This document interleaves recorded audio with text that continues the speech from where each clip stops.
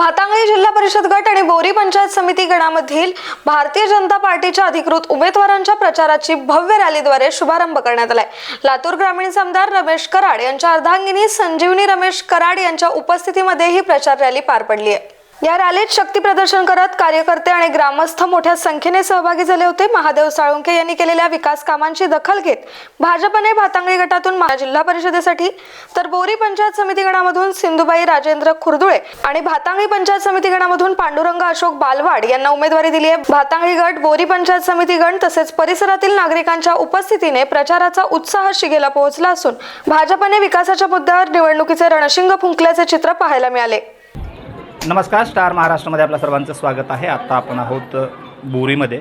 बोरी गणाचे उमेदवार आणि जिल्हा परिषदचे उमेदवार व भातांगळी गणाचे उमेदवार यांच्या प्रचारार्थ या ठिकाणी संजीवनीताई रमेशप्पा कराड या प्रचारामध्ये आज सहभागी झालेल्या होत्या। पूर्ण बोरी पंचकृषीमध्ये नागरिकांचा या ठिकाणी आढावा घेण्यात आला आहे। कशा प्रकारचा या ठिकाणी भारतीय जनता पार्टीला या ठिकाणी प्रतिसाद आहे आपण जाणून घेणार आहोत। संजीवनीताई कराड आपल्यासोबत आहेत। ताई, काय सांगाल, आपण आज पूर्ण बोरीमध्ये नागरिकांचा आढावा घेतला आहे, कशा प्रकारचा या ठिकाणी बोरीकरांचा प्रतिसाद आहे? आज मी सकाळी जवळपास 9 वाजता आले।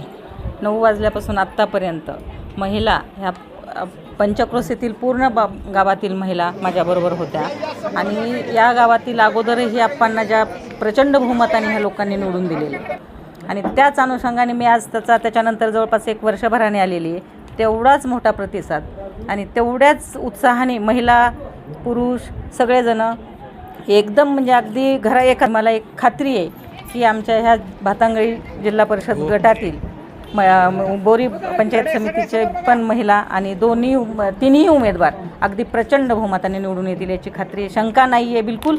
फक्त एवढंच आहे की आम्ही हे लोक लीड कितीची देतील याच्यातच फक्त आता त्याच्या पाठीमागे लागलेले लोक आहेत सगळे, कारण कुठल्याही प्रकारची शंका माझ्या मनामध्ये बिलकुल नाही आहे।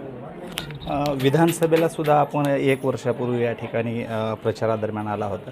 नेमकं आत्ता नागरिकांच्या काय मागण्या आहेत, कशा प्रकारचा या ठिकाणी विकास झालेला आपल्याला पाहायला मिळते?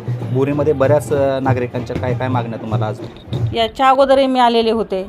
फक्त एवढंच आहे की इथं लोकलचं जे राजकारण आहे तिथं त्यांची सत्ता नसल्यामुळे अंतर्गत सुविधाला थोडासा अभाव आहे। आता त्यांची मागणी आहे की बाबा आम्हाला अंतर्गत सुविधा झाल्या पाहिजे, तर त्याच्यासाठी त्यांना त्याच्या पुढची निवडणूक जिंकावी लागेल आणि त्याच्यानंतर त्यांच्या अंतर्गत सुविधा होतील। आणि आत्ता ज्या काही आप्पांच्या माध्यमातून आहेत तर त्याच्यात ते समाधानी आहेत की खूप आम्हाला आप्पांनी सहकार्य केलेलं आहे आणि आम्हाला भारतीय जनता पार्टीच्या सरकारने खूप म्हणजे समाधान येते त्याच्यावर। नुकतेच आत्ता आपण पाहिलं महानगरपालिकेच्या निवडणुका या ठिकाणी पार पडल्या आणि काँग्रेसला बहुमताने या ठिकाणी लातूरमध्ये विजय मिळाला आणि आपण पाहतो की ग्रामीण भागामध्ये त्याचा काही इफेक्ट पडत असं वाटतं तुम्हाला? अजिबात नाही। ग्रामीण भागामध्ये अजिबात कुठलाच इफेक्ट पडत नाही आहे। गेली 15 वर्ष झालं आप्पा ह्या ग्रामीण भागात काम करत आहेत, त्याच्यामुळे कुठल्याच प्रकारचा कुठल्या जाती धर्माचाही इफेक्ट पडत नाही किंवा कुठल्या पक्षाचा इफेक्ट पडत नाही। इथे फक्त कमळ आणि आप्पा एवढंच लोकांनी बघितलेलं जाते। तर आपण पाहतोय आत्ता लातूर ग्रामीणचे आमदार रमेशप्पा कराड या ठिकाणी फक्त आणि कमळ आणि रमेशप्पा कराडच चालतील असं वक्तव्य या ठिकाणी आपल्याला पाहायला मिळालं आहे। स्टार महाराष्ट्रासाठी मी संगप्पा स्वामी, बोरी।